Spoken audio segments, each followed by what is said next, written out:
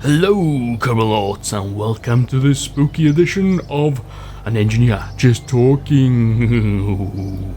Okay, so this is our spooky edition of Kerbal Space Program, well, An Engineer Just Talking, where it's just me talking again, trying to improve my commentary, as always, trying to get things to say, how to transfer information from my brain to my mouth to you guys. So yes, let's carry on with this. Okay, last time we collected a load of science. I haven't got enough science now to go to the next element of our tree, the next tech tree, the next tier. So what we'll have to do, we've only got 52 science, we have to get 90 to at least get one of these. So I'm going to up the ante, or at least sort of, no, not really. I'm calling this Halloween, and I'm not releasing this on Halloween Day because, well, I'm recording it on Halloween Day, and I've already put a video out anyway. Ooh, what's this? Oh yeah, I was just messing around having a look what we got. So what I'm going to do is I'm going to go to Minmus. Alright, we went to the moon last time, the mun. And you see, mooning of thy mun. Yes, I didn't realise a bit of Y in there. I don't know why, so we'll call this Minmus, the spooky moon. I'm going to use the exact same rocket. Hopefully it gives us enough Delta V for that. I'm not entirely sure on the return trajectory from Minmus, because it is a lower... It has lower gravity, which means that it's going to be awkward to use the gravity as a slingshot to return to Kerbin. So I'm going to have to work that out. I'm not entirely sure.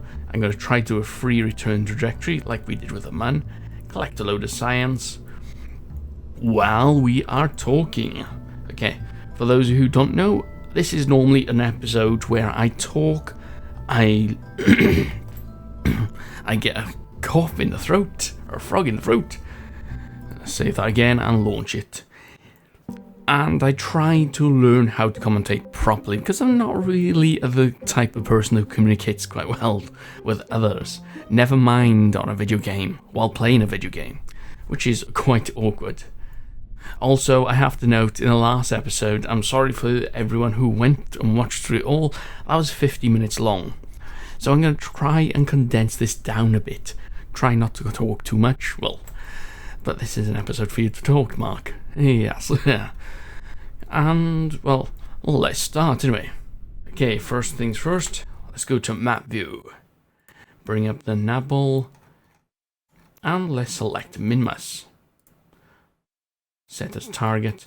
Oh, by the way, this is not in career mode. This is in science mode. So I'm just using science to unlock parts, which I prefer. I prefer that way rather than having to fiddle with funds. And I've done career mode before, not the complete series, but you get my drift. I started playing KSP with just sandbox mode, so all the parts and everything were available. You had to create the missions yourself. And that's what I like about science mode. You can create the missions yourself, you don't have to accept contracts, although it does give you something to work towards. I wish they had a sort of like contract system where it's up to the ante, where you're not relying on, go do science in this little place or something like that. It would be more based on, large events. Work your way to go into a mission to Mars or Duna in our case. Okay, let's go and launch because I'm just rambling on at the moment. And then we can start with the space news. Okay. Let's do full throttle, engage the SAS. We've got to go launch in our inclination, in our orbit, which, yeah, I think I'll do that. What you do is you line up the man because your launch site is on the equator. Double click on Kerbin so that you're focused on there. And what you want to do is launch in either two areas or where Minmus orbit intercepts the orbit of the man or the equator of Kerbin. Oh, if I can align the orbit correctly. Let's do it roughly then.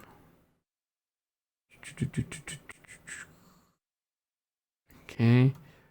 Or I'll accelerate time until we're about by here. Or just before we come to here. So we'll be launching just before daylight. We'll be coming out to Halloween. Okay, we're almost there. I'm going to launch by there. And...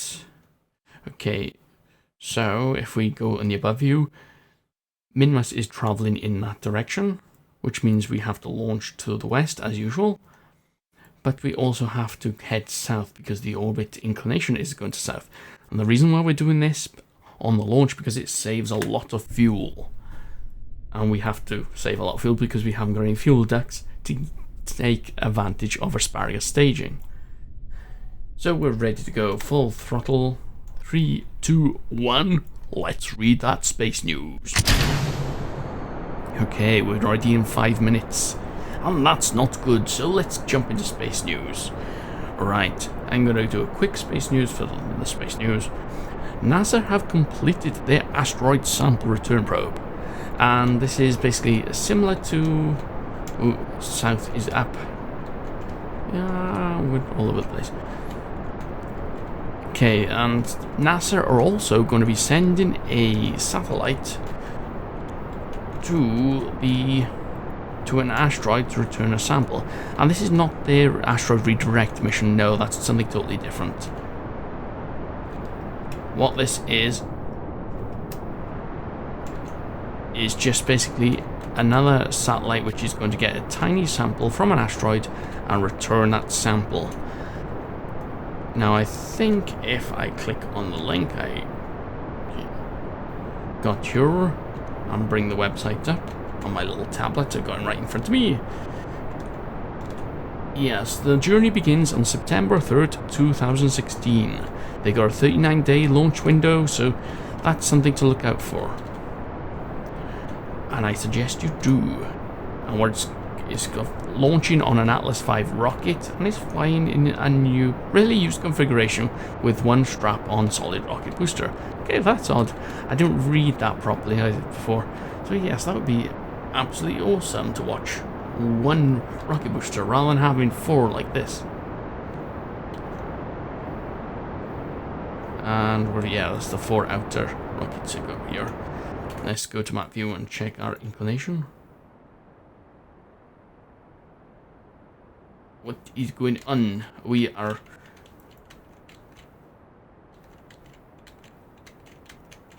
going out of our inclination. Oh dear. Okay, so what we'll have to do is I'll just dump them. Engage the other rocket. Let's create a maneuver node that will hopefully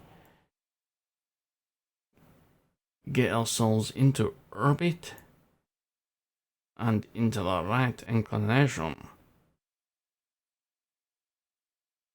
Minus 3.6. Okay, it seems like that is the best we're going to do, so let's quickly go ahead and do this burn. As we've just entered space. So yes, that's a mission well to look out for. So it's going to launch on October. No, it's going to... the mission must launch in September or October 2016. So keep an eye out for that. And if I go back to my slides... no, I don't think... is that the Orisis? And REX is the name of the craft. I don't know. It's spelled OSIRISREX. And it's a NASA-made spacecraft. Okay, let's talk about Mars. The god of war. As we're trying to line this up. And basically I want to talk about news that NASA have released during, I suppose, what we would call the release of The Martian. And I watched that film. Excellent film, by the way. I've been reading on reviews and everything of it, and they suggest you go watch the film first before you go and read the book or perhaps listen to the audiobook. I'm going to see if I can download the audiobook or something, or I'll have a look. perhaps I could listen to it on the way to work. You don't know. Alright, let's go and thrust. Yes, we should have done our orbit burn earlier. But never mind. Okay, so what NASA have reported is they found evidence of flowing water on Mars. And basically, it boils down to they've seen these sort of like flows on the edge of craters or the banks of cliffs or something. And from satellite images, although they're blurry, they look like sort of flowing water of some kind. And they have confirmed that using the signature of salt, that it's quite probable that it is flowing water, which means quite a bit. That means that Mars still holds water, flowing water at that. And although the temperature of Mars is below freezing point, what you have to understand is once salt is dissolved within water, the freezing point of that is a lot lower than the freezing point of, well, the warmest days on Mars. Although it does probably freeze on the Mars winter, so yes. But what it means is that there is frozen water there. And we know from our experience that life can exist in almost anywhere. We found it in hyperthermal vents in the bottom of the sea ocean, where most life would probably perish. They'll perish.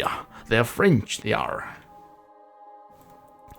So, yeah. Okay, one thing I did not think about. Electricity charge. Let's turn the SAS off for the moment, because the rocket engines generate charge. However, LV909 engine does not. So transmitting data back is a no-no. Okay, let's set this up first for an intercept orbit. We've gone overkill.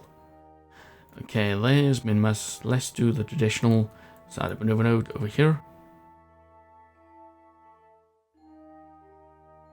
And we don't want to escape the system. Thank you very much.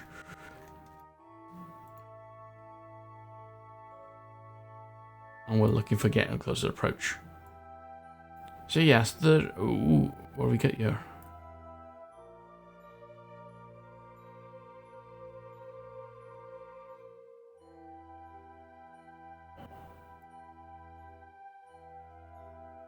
Ooh, damn it. Oh, let's kill it and try that again. Okay, let's see if we can talk at the same time and do this. This is what I'm trying to do, trying to improve. Okay, the salts they have found on Mars as well. I suppose I can talk about. I did jot it down, so I might as well. Are chlorites and prechlorites. Now, from what I understand, that can be formed from acids, which is quite deadly. And it means, I don't want to escape Turbine. Which basically means it's quite poisonous to us, to humans. It's not the table salt you have. There's different types of salts.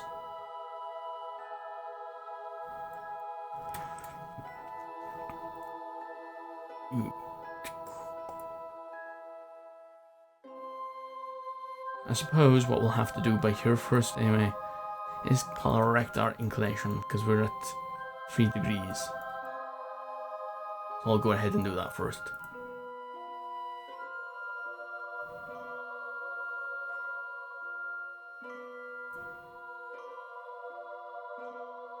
Okay, yeah, that's a good maneuver.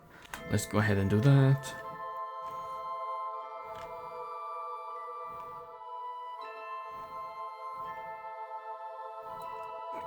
So that's the big news that are from NASA, and the idea that there could have been life on Mars, and the potential that there is still life on Mars, although it be it probably microbial life, which is pretty good. You know, it means that life isn't limited to planet Earth.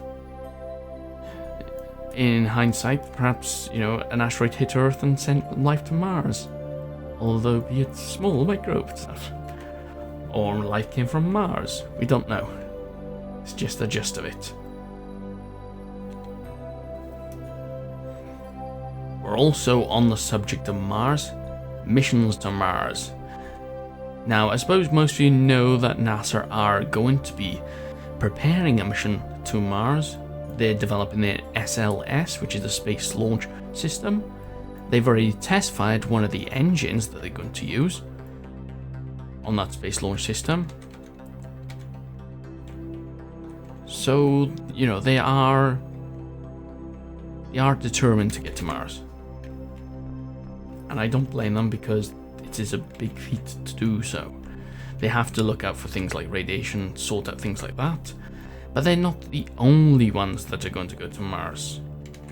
No, there's Mars 1 they call themselves. If you look online, it's a what do you call it? A fan-funded, not fan-funded. They're not fans. They're crowd-funded. That's right. That's the right word. They're crowd-funded people who depend on funding from you and me and people who want to fund a mission to Mars. Now, how successful that will be for crowdfunding, I'm not entirely sure. But it does mean one thing, that it'll be a human endeavor. It'll be the people's endeavor into civilization to Mars, rather than the government type of proposal. Okay, point 4, we think we can do that.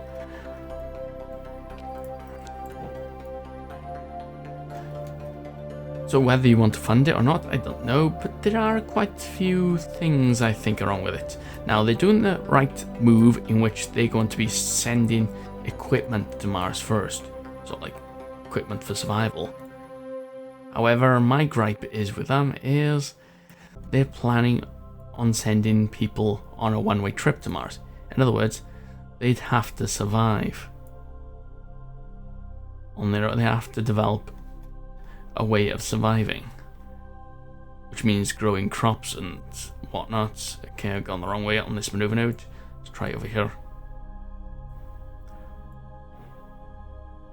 Ooh, we got an encounter. Yeah, I'm liking this.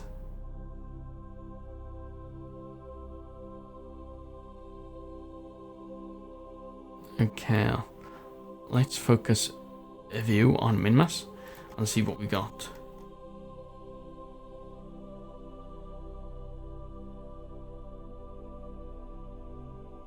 Okay, we got basically a free return trajectory. We got 911 meters per second. We've definitely got enough.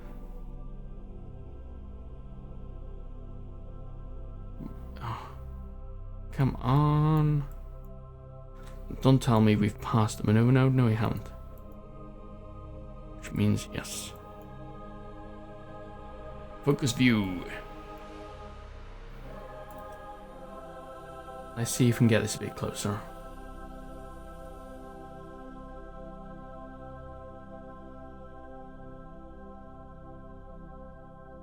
This is where I really need precise node. Okay, let's do. I'm using the mouse wheel, by the way, on the retrograde. Okay, I think that's a nice close approach. We can do any corrections on the way. And I think we're quite close on that burn. So let's quickly hang here and check our charge.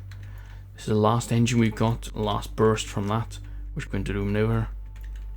Now it says 33 seconds, it's going to take longer than that, but we'll do it within a minute before we require it.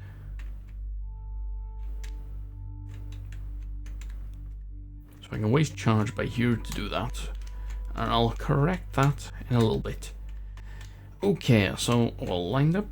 Let's go to 1 minute before burn. Start burning. So they're going to send one-way trip people there, and what they want to do is start a colony, which I'm not entirely sure is feasible. Which brings me on to my next subject. The study of farming on Mars. We're all going to be farmers on Mars. I'm not entirely sure how that'll work out because of a couple of things. Mainly soil. Now, it took 4 billion years to get to the point we are at now. Probably a billion years, couple of billion years, I think, to get to the soil level, where we had plants, we had bacteria in the soil, and plants dying and decomposing because of the bacteria, etc., etc. Let's start our burn. Which is, okay, we're on our burn.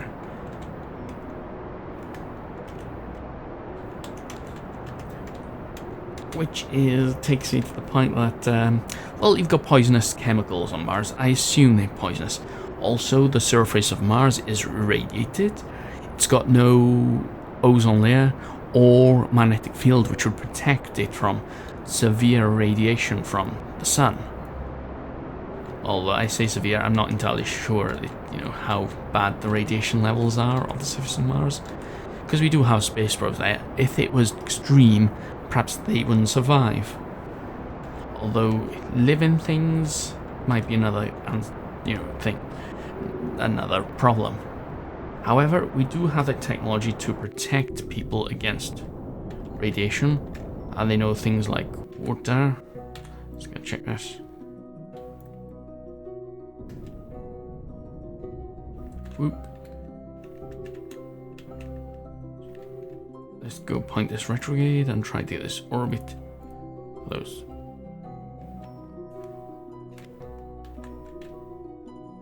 Now, my concern is, in The Martian, they used sort of the soil on Mars.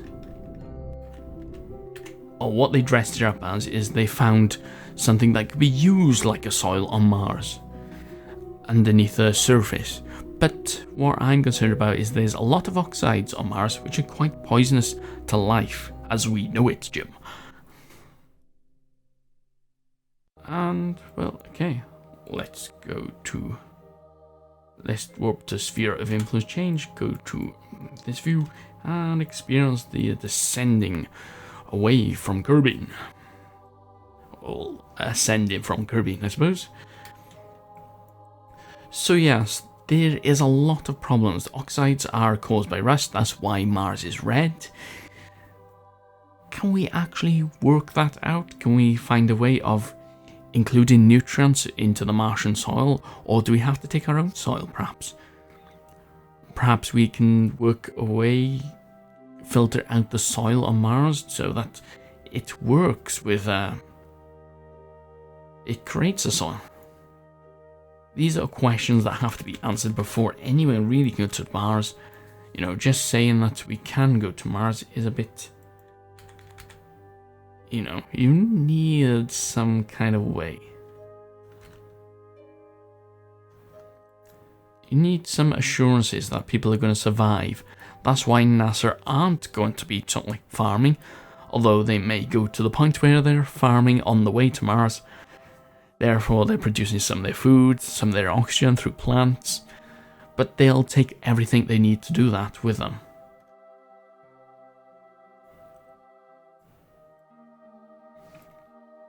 So NASA are doing this, the correct way. Ooh, we're coming close on Minmus. I can almost smell that science.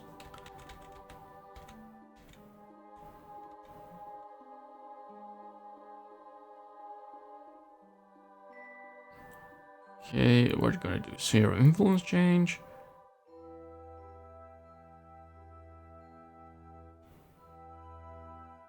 Up here. Yay! Okay, so our return trajectory, perhaps this is 6,000 meters. What if I do a maneuver close to here? Now, maneuver, increase.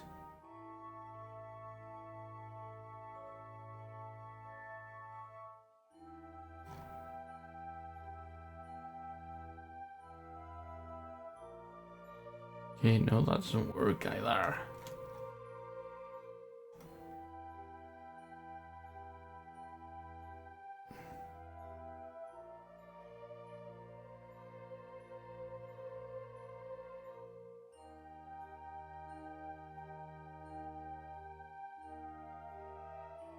Okay, I suppose what we'll do is we'll continue on this course.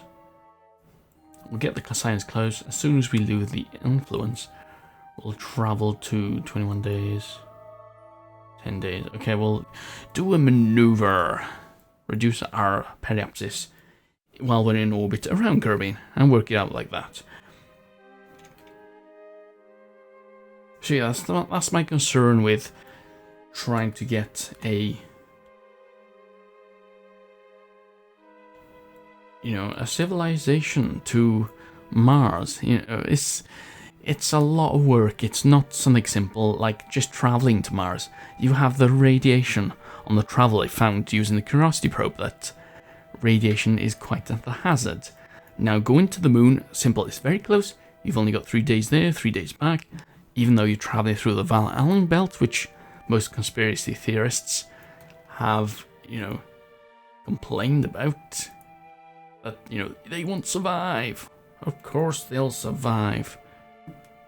You're only passing through it very quickly. So let's see if this works. Take data. Let's do an EVA report. Yep. And inboard. Hopefully we should be able to do another crew report and whatnots. Okay, so let's do a mystery goo high above there. So 25 science. Okay, we keep that. I suppose the next thing after this, hopefully we can unlock. We've got some land legs, I think. We'll have to do landing on the moon, do some soil samples and everything else like that.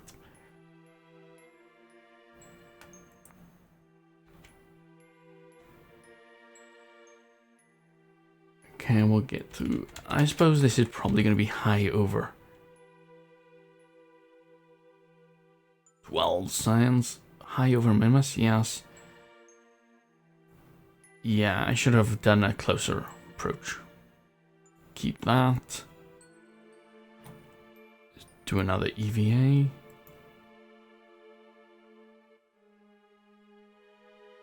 Keep data. What's this? Activate camera. Oh yeah, I installed a camera mod. I suppose this is one of the things. It's giving you an internal camera. How'd you get out of this? Board anyway. Okay, there you go. I'm not sure how to get out of that. I'll have to look at that mod. I didn't realise the Kerbals had the cameras in that mod. Yeah, I installed some camera mods because I was planning on doing a space probe mission, but it's going to be real time, so it's going to be awkward to do. I'm not sure if it, that's the thing I'm going to have to work out. I want to do sort of like Kerbin, a mission on Kerbin system. Something real time where the mission would take real time, or would say we'd do it within 6 months. I'll do a video every now and again for an update, or a correction burn, or something like that, launch and whatnot. I'll work something out for that, but that's why I got the camera mod, because I want to do real science in the Kerbin system. Rather than fake science, because, oh yes, I forgot about that materials bay. Right, keep that. Yes, 62 science, don't want to waste that. Okay, so yeah, that's my concerns with the mission to Mars, farming and everything. And radiation, I think we will get there. There are ways that we can overcome the radiation problem, like water creates a barrier which would help a lot. And why you... I don't need you. I didn't set up alarms. It seems to be automatically set up alarms. Ah, never mind. I'll work with it. And we're back on our orbit trajectory. Sort of. We're up here. Hello, anybody? I think we're... There we go. Yep, we're in orbit now. Okay, so what I'll do, add maneuver. Retrograde.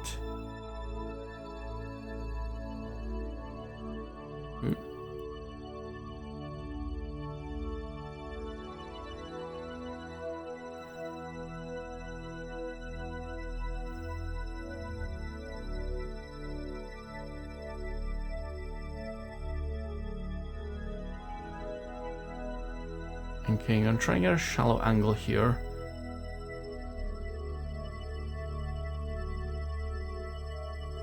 I'm gonna go for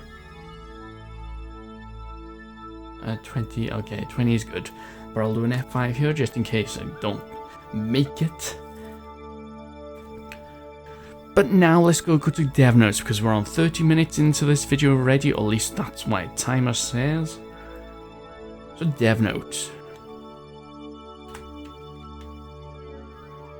What is happening? Okay, version 1.0.5. They've been working well on that, and they've added a bunch of features. Or at least I think they're going to include this in 1.0.5. I'm not entirely sure. So this information may be incorrect. Let's warp to time over.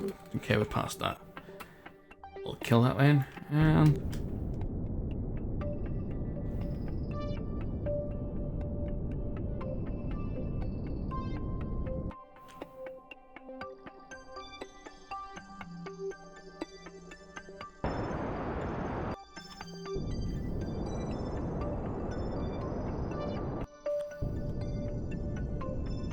oh, sorry, I'm gone quiet. I've stopped talking. I was concentrating on the periapsis height. Okay, 25, that'll do. Okay, so where was I? Oh yes, they've added a few things which I'm not entirely sure if they're adding it to 1.0.5 or that's going to be in 1.1 or perhaps an update before 1.1 is out. I want 1.1. Did I mention that in my latest episodes? Oh, I want multi-threading processing. Okay, so what they've included. Right, they've worked on overhauling the buoyancy model in the game, and they're talking about the ocean. And basically, what that means is that the buoyancy where things float on the top of oceans, they're going to be fixing, they're going to be overhauling, and so that building of boats will be much more feasible, which is excellent. And I need to do an EVA.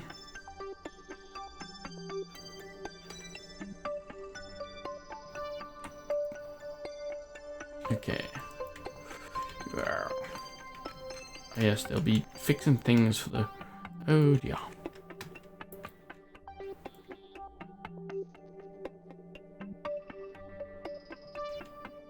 Ah, stop it. Let's do camera to freeze so it doesn't keep on changing on us.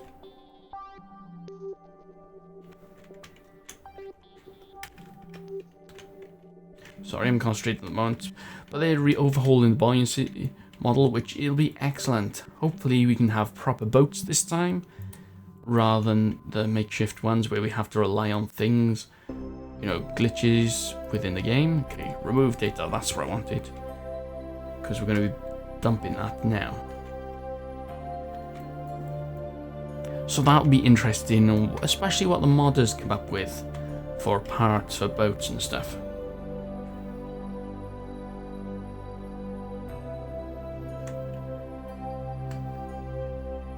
Also, there'll be... Just dump that. Okay. Also, they're adding parts testing. You can specify for the modders, this is probably the amount of times a part can be tested. Now, where is Kirby?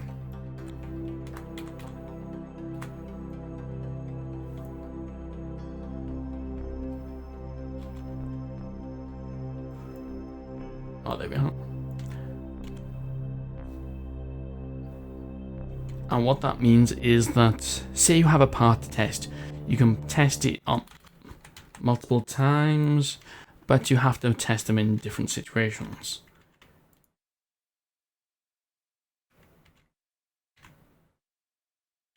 Which, in effect, is good. That means you can have multiple testings, you can get science in that way, because you can test things in different situations.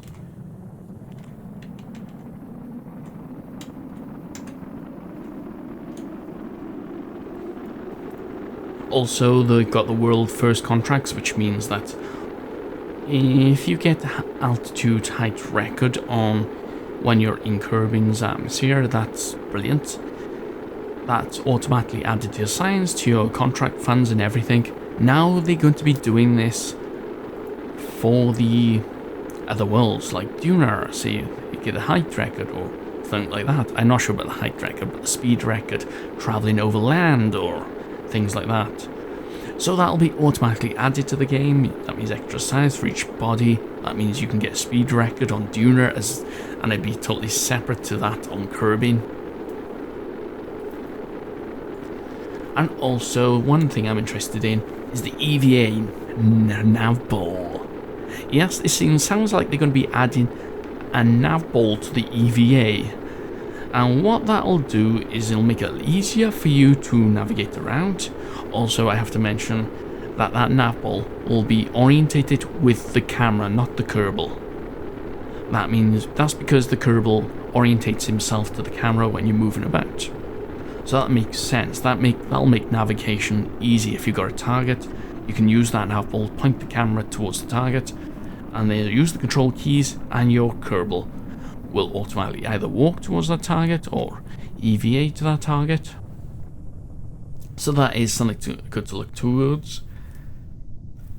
You also say, like, I want to transmit science as well. I can do so now and say I haven't got enough electric charge, which I haven't by here, to transmit all the science. I can do so and cancel the transmission if I don't have enough charge. That means you don't lose the data from the science experiments like the goo. And, well, that's it. You won't lose your data, you won't lose your charge, or you probably will lose charge, but you can cancel it without having to lose the charge. They've also been working on IVA on cockpits. I think I mentioned that before. When are we going to have IVA, a Kerbal which can move around in IVA?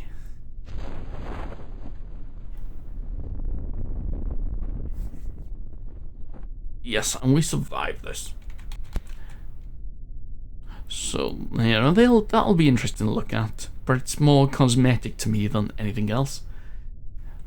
And they've been working on thermal system. They're adding more depth to it. I got on my notes. Working on the thermal heating system, which will add more depth to the heating system and may add possibilities to toddlers. Okay, yes. Yes, we're gonna get toddlers to play KSP on the. We're gonna get toddlers to play Kerbal Space Program from a young age. Okay, let's recover our vessel. They're gonna add possibilities to the modders, and I think they mentioned about sort of like overheating, or perhaps you could use the heating element. Perhaps you can. Ooh, nice. See what we can spend that on. We can have thermal systems where you generate electricity when you've got thermal radiation, like a nuclear reactor, perhaps. I'm not entirely sure what they're on about, but that'll be good. Also, yes, what's one thing I'm interested in? If you build something and you have a cargo bay which opens, you've got no way of controlling it. Now they're going to be adding a Mark III cargo ramp deployment height. Now they're only adding it to that, they'll add it to other components in the future that open up and close. But you can have it open just to the height of the terrain, say if you're building a rover and you want to open up just a certain amount. So that's one cool thing. I'm looking forward to that. Looking at that anyway. Okay, what we're going to have. Okay, we've got larger rockets. Not interested yet. Yes. I'm going to have that. Sorry, I have to have that. Okay. We've got one more which we can get here. Dual decouplers. Solar particle collector. Yes, that's another mod I installed for the real science. See where else we can get. Landing struts. Yeah, I'm gonna get that because I want to land. I could get something sciencey, get more science, but I want the land. That means getting more science from the surface of the moon. Right, we're coming into the 40 minutes, so let's go and, I don't know, let's start doing a mess about, shall we? Do some science around the space center. Okay, here are the comments.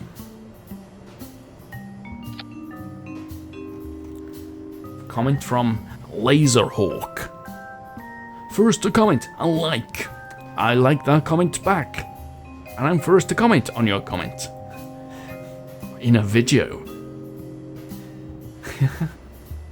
Yeah, let's do something crazy.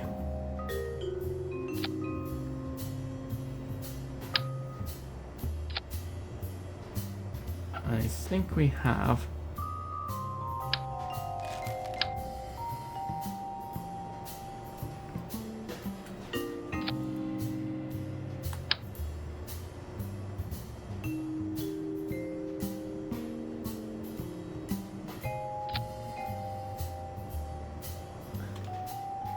Okay, what we can do, I think I'll add some goo canisters here.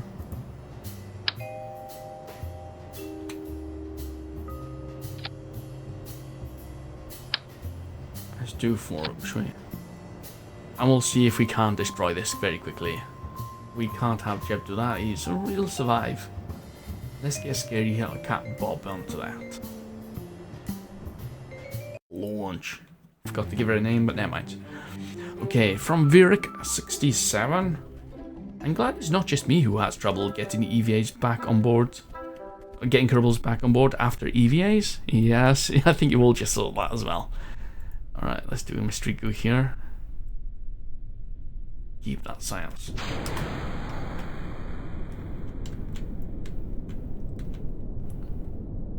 He also goes on, it must be very distracting to have your dad laughing at you when you try to commentate.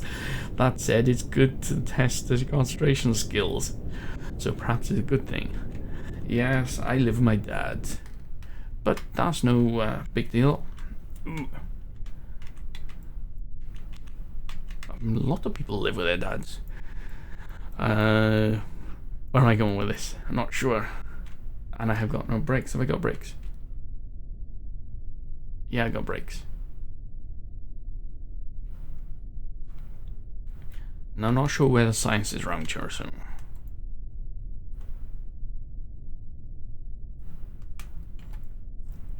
Let's go under the arch, which I think is this way.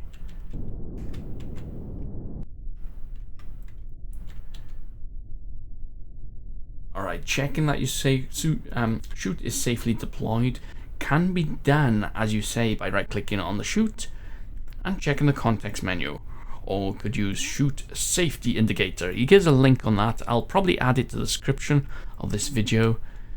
It's a mod which will... You get your chutes on the side here, and they show up green when it's safe to use a chute. It's a very simple mod. Highly recommended if you're worried about that. I don't mind right-clicking on the chute, but it's always up to you what you want to do with that. Yeah, oh yeah, he puts a link to a video. I'll give you the video for the link to his video for that, and the link to the mod. As for installing mods, try ccan. Once you get it installed and set up, do a goo canister here in the middle of reading this comment. Once you get installed and set up, which is quite easily, you can just brake because we're going to hit the building. No. Let's do an EVA here. Crew boat. EVA. No EVA. Okay, board. Okay, let's go back to the comment. You can rest assured that at least once it's installed your mods, you have to at least install your mods correctly. It works with any multiple KSP installations on Steam. Is not an issue. You just have to set where KSP is installed as part of setup. Right. I suppose this means that installing mods makes it easier. Ah, I've got drive, have I, on one of these wheels? That's cool. I thought I had to use a rocket all the time.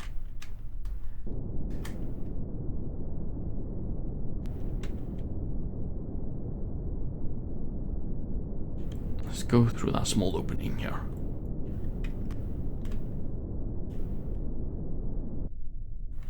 So yes, I suppose that's one of the mods that help you install mods, and we're getting to 44 minutes, so let's quickly go to other people's comments. Alright, from Jarabahad, Saber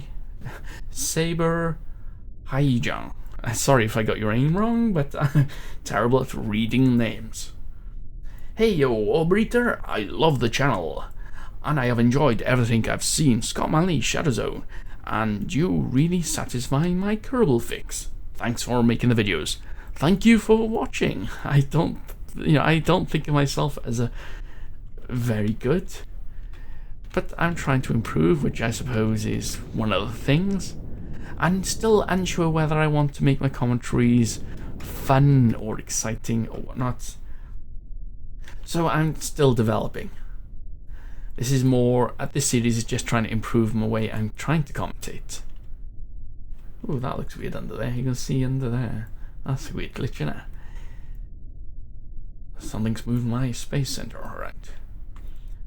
And I've got from Dom Oranzi. I keep the music off because it kinda distracts me. I suppose it could. The KSP music is quite chilling, I suppose. Not chilling, it's not Halloween type of chilling. It's quite calming, which means that if you're going to crash on a planet, you might be too calmed by it. If you get my meaning. And who else we got? M2E? You're doing well, pal. I have the same problem with my confidence while talking. I can tell you're getting better. You're informative. I started with the game. Didn't have a clue. Been watching all your videos. I can finally talk. Just never landed anywhere. That's my next challenge. Just keep up your videos and don't... just keep up your videos. You don't hear many Welsh on here. You don't hear many Welsh on here. I'm not sure if I copied that wrong or... but you don't hear many Welsh on here. Well, you've got a Scottish person, and there's a lot of us Welsh people about. In fact, I saw videos on some Welsh guy doing Robocraft videos, which I dipped my feet into in a video. And lastly from Jared Olson, most epic pronunciation of epic ever. Much obliged, Master Orbiter. I'll have to look at my last Just Talking video, because I'm not sure if I said epic in an epic way. I'll have to look at that. It is epic. And on that epic note, we shall do this. Z, full power. Okay, I was expecting something a bit more faster than that. The anticlimatics of this. Can we... oh, no. Okay. Anyway, guys, I will see you next time. Trust me, I'm Orbiter. No, that's wrong. I got the outtake wrong. And I'm 48 minutes died. I'm Orbiter. Trust me, I'm an engineer. That's my sign off.